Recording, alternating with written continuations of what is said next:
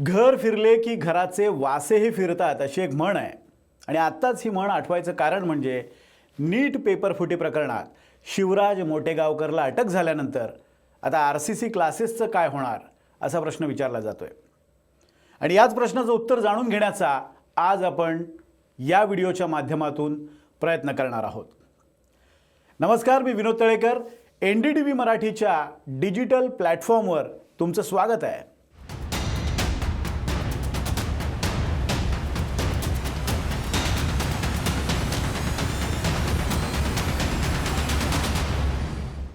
तर प्रश्न असा आहे की शिवराज मोटेगावकरला अटक झाल्यानंतर RCC क्लासेसचं आता काय होणार. या मुद्द्याचं विश्लेषण करण्यापूर्वी मी तुम्हाला दोन घटना सांगतो. दिनांक 21 मे 2026 म्हणजे कालचाच दिवस. स्थळ लातूरमधलं RCC कॉम्प्लेक्स म्हणजे जिथे मोटेगावकरचे क्लासेस चालतात ती जागा, ज्याला ट्युशन एरिया सुद्धा म्हणतात. तर या कॉम्प्लेक्समध्ये RCCच्या मुख्य कार्यालयाबाहेर एका व्यक्तीनं आंदोलन केलं. त्याचं म्हणणं असं होतं की आपल्या भाच्याच्या नीट परीक्षेच्या तयारीसाठी आपण RCC क्लासमध्ये जवळपास 2.5 लाख रुपये भरलेत. भाच्याची 3 मे रोजी झालेली परीक्षाही चांगली गेली होती, पण आता हा सगळा प्रकार झाला आणि त्यानंतर परीक्षा रद्द झाली आणि त्यामुळे आपले पैसे वाया गेले असं या माणसाचं म्हणणं होतं. 2 लाख रुपये फीस घेऊन आता पण करून माघारी गेला. माझ्या भाच्याचं वाटोळं झालंय. आता मी या ठिकाणी करणार आहे. ओम पाटील माझ्या भाच्याचं नाव आहे. मी त्यासाठी 2.5 लाख रुपये भरलोय.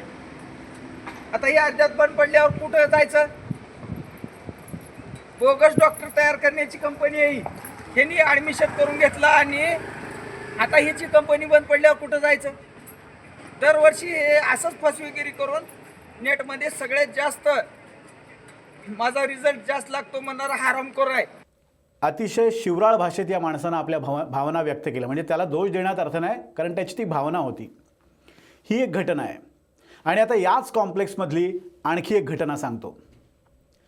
काल RCC मोटेगावकर कोचिंग क्लासेसची नीट फेर परीक्षेसाठीची सराव परीक्षा होती. त्यामुळे कॅम्पसमध्ये विद्यार्थ्यांची मोठी गर्दी होती. अनेक मुलांचे पालकसुद्धा तिथे हजर होते. यापैकी काही विद्यार्थी आणि पालकांशी माध्यमांच्या प्रतिनिधींनी संवाद साधला. या संवादादरम्यान बहुतांश पालकांना आणि या विद्यार्थ्यांना एक प्रश्न विचारला गेला. तो प्रश्न असा होता की मोटेगावकर आता CBIच्या कोठडीत आहे.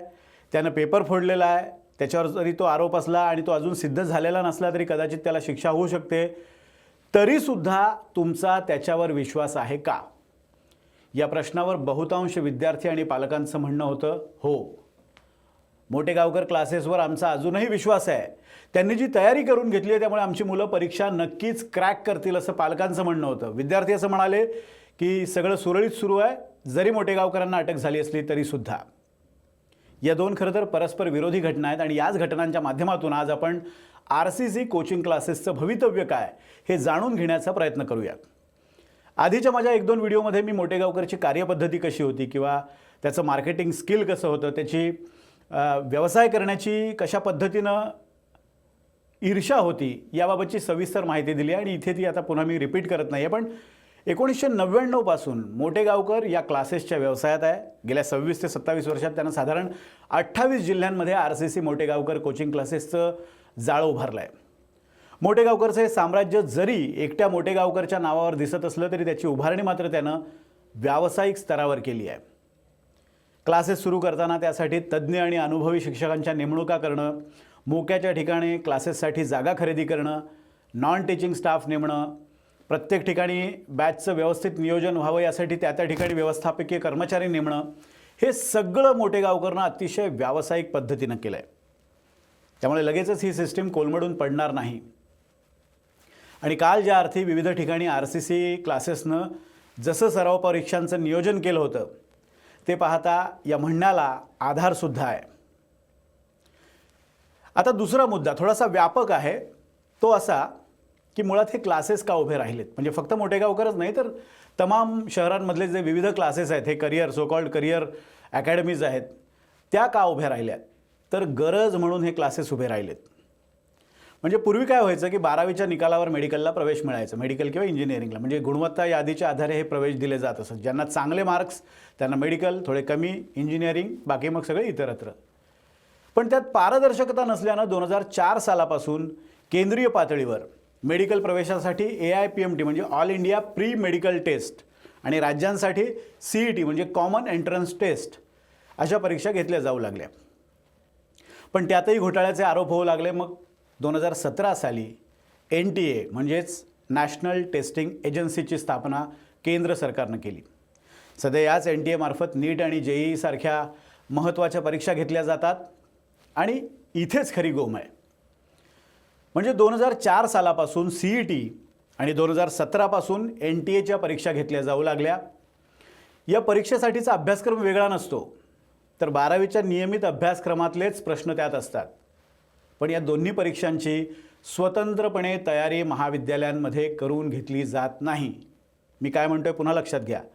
शिकवलं जातं सगळं, पण या परीक्षांच्या अनुषंगानं, त्यातल्या पेपर सेटच्या अनुषंगानं तयारी करून घेतली जात नाही. विद्यार्थ्यांनी ती स्वतंत्रपणे करावी लागते.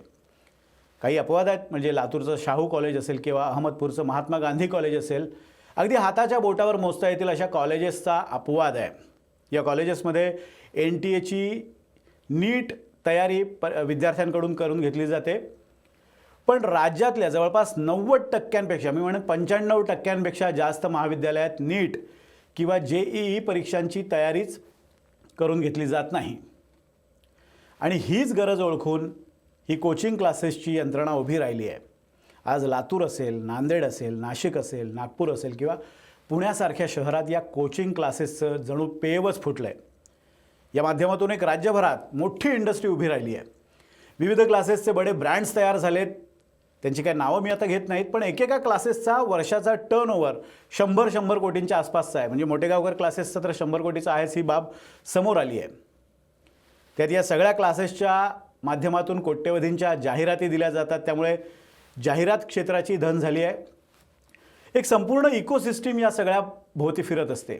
बरं, या क्लासेसवर नियंत्रण राखू शकेल अशी कोणतीच यंत्रणा राज्य सरकारच्या शिक्षण विभागाकडे नाही आहे, उच्चतंत्र शिक्षण विभागाकडे नाही आहे. त्यामुळे कोणत्याही नियमाविना हे क्षेत्र फोफावत आहे. म्हणजे एकीकडे डॉक्टर आणि इंजिनियर बनण्याची मनीषा बाळगून असलेले विद्यार्थी आहेत आणि त्यांचे धनाढ्य पालक आहेत, आणि दुसरीकडे त्यांची गरज ओळखून भरमसाठ फी आकारून त्यांना सेवा देणारे हे कोचिंग क्लासेस आहेत.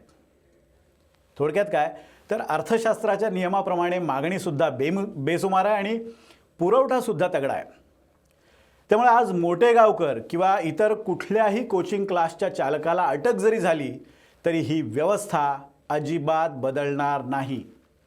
उलट NDTV मराठीचा आमचा लातूरचा प्रतिनिधी आहे, त्यांनी जी माहिती दिली आहे ना ती रंजक आहे. विष्णू बुर्गे आमचा लातूरचा प्रतिनिधी आहे. त्यानं मला असं सांगितलं की त्याचं स्वतःचं निरीक्षण असं आहे की आता मोठेगावकर अडचणीत आला आहे. त्यामुळे त्याची पुढच्या वर्षीची जी गिराईक आहेत, म्हणजे विद्यार्थी आहेत, ते खेचण्यासाठी आता लातूरातले इतर जे बडे क्लास आहेत ना त्याचे चालक सरसावलेत. म्हणजे काय, तर मोठेगावकरची मलिन झालेली प्रतिमा अधिक मलिन करून आपला धंदा वाढवण्याची स्पर्धा लागली आहे या सगळ्या क्लासेसमध्ये. अर्थात हा धोका ओळखून मोठेगावकरच्या बंधूंनी क्लासेस नियमित सुरू राहतील असा खुलासा केला आहेच. पण आता त्यात किती यश मिळते ते पाहू. तर हे सगळं असं आहे. आणि आता या व्हिडिओच्या सुरुवातीला मी विचारलेला प्रश्न तो म्हणजे मोठेगावकरच्या अटकेमुळे त्याचे क्लासेस बंद पडणार का? तर त्याचं उत्तर असं आहे की कदाचित व्यक्तिशः मोठेगावकर क्लासेसची या सगळ्या प्रकरणामुळे विद्यार्थी संख्या रोडावेल, पण कोचिंग क्लासेसची ही जी संपूर्ण व्यवस्था राज्यभरात कार्यरत आहे, व्यवस्था राज्यभरात म्हणण्यापेक्षा देशभरात कार्यरत आहे, तिला अजिबात धक्का पोहोचणार नाही. असो, तर इथेच थांबूया. हा व्हिडिओ तुम्हाला कसा वाटला हे खाली कमेंटमध्ये जरूर कळवा, आणि आवडला असेल तर लाईक करा, शेअर करा आणि बघत रहा NDTV मराठी. धन्यवाद.